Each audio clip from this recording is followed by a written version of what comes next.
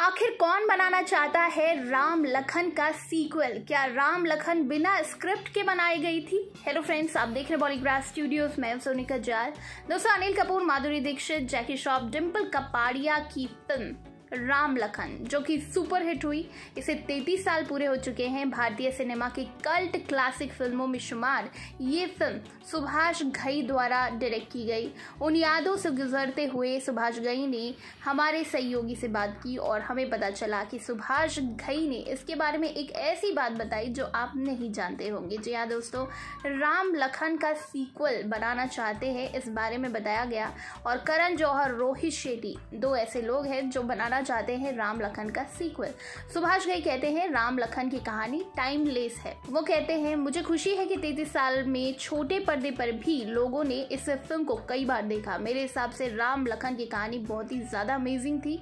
इसमें राखी द्वारा निभाई गई माँ, राम जैसे भाई और लखन जैसे करप्ट इंसान की ताकत थी। ऐसे कैरेक्टर वाले लोग आज भी हैं और आने वाले भविष्य में भी हमारे समाज में हमेशा जिंदा रहेंगे। इस देश में अच्छे लोग भी हैं और बुरे लोग भी। आज भी व्यवस्था में मजबूत, ईमानदार लोग हैं और ऐसे लोग भी हैं जो चीज़ों को गलत दिशा में धकेल देते हैं। और जब ये दो तरह के लोग एक माँ के ही बेटे होते हैं तो एक टाइमलेस इक्वेशन बन जाती है। क्या इन 33 सालों में कभी राम लखन के रीमेक का ख्याल आया? तो इस पर उन्होंने कहा कि ये कहानी आज के दौर पर एकदम फिट बैठती है। करण जौहर और रोहित शेट्टी इसका रीमेक बनाना चाहते हैं, लेकिन वो अपना समय ले रहे हैं। हालांकि मुझे यकीन है कि जब भी फिल्म का रीमेक बनाया जाएगा तो ये ब्लॉकबस्टर साबित होगी, क्योंकि इसमें बेहतरीन ड्रामा, अच्छी कहानी, मजबूत स्क्रिप्ट और कैरेक्टर्स का बेजोड़ मेल है।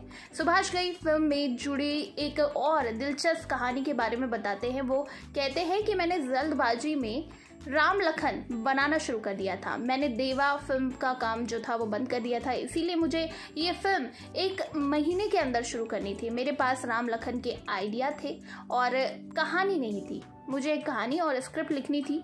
1 महीने के अंदर शूटिंग शुरू करनी थी। मैंने अनिल कपूर और जैकी श्रॉफ के साथ मेरी जंग और हीरो में काम किया था। मैंने उनसे कहा कि मैं अगले महीने एक फिल्म शुरू करना चाहता हूँ और वो मान गए। सुभाष घई ने आगे कहा, मेरी माधुरी दीक्षित को 3 फिल्मों के साथ साइन करने की इच्छा थी और मैंने किया। इनमें पहली फिल्म थी उत्तर दक्षिण, दूसरी राम लखन। माधुरी दीक्षित हमारी मुक्ता की आर्टिस्ट थी, इसीलिए मैं उन्हें पुश कर रहा था। लेकिन समस्या तब शुरू हुई जब मेरे 3 रेगुलर डिस्ट्रीब्यूटर्स ने मुझे छोड़ दिया। ऐसा इसीलिए हुआ क्योंकि अनिल और जैकी की फिल्में फ्लॉप हो गई थी।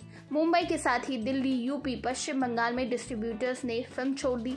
मुझे फिल्म बनाने के बाद इसे बेचना पड़ा। स्क्रिप्ट को शूटिंग के बाद ही इम्प्रूव करना पड़ा। आज हर किसी को एक कसी हुई स्क्रिप्ट चाहिए, जबकि मैंने राम लखन को बिना किसी प्रॉपर स्क्रिप्ट के बना दिया था और ये ब्लॉकबस्टर साबित हुई। वाकई कई कबार चीज़ें हो जाती है और हमेशा जिंदा रहती है और हमारे बीच ये फिल्में बहुत ज़्यादा पॉपुलर हो जाती है। राम लखन उन्हीं में से एक है और इसीलिए इसके सीक्वल का इंतज़ार भी है। तो दोस्तों, आप कितना वेट कर रहे हैं राम लखन के सीक्वल का? किसे देखना चाहते हैं इस सीक्वल में? नीचे कमेंट सेक्शन में बताइए और इसी तरह के दूसरे अपडेट्स के लिए सब्सक्राइब करिएगा हमारे चैनल बॉलीग्राफ स्टूडियोज को।